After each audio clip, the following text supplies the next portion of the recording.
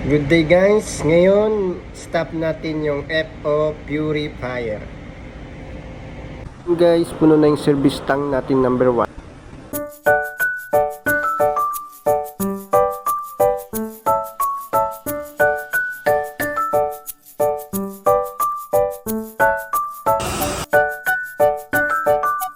Yan guys, press lang natin yung stop.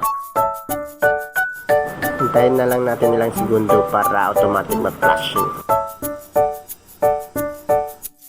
Yan, tapos na guys, pwede na nating patayin yung heater. Next, separator, tapos speed pump. Stop na guys. Sarado na natin yung inlet valve. Close din natin yung steam inlet.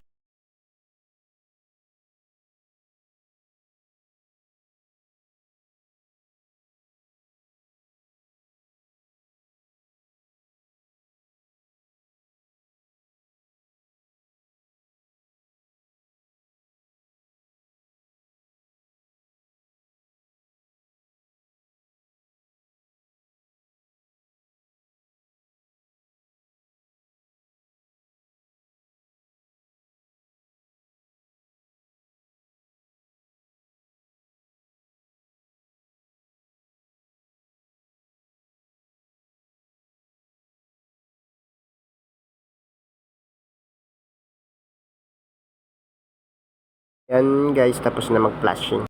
Patayin na natin ang heater guys.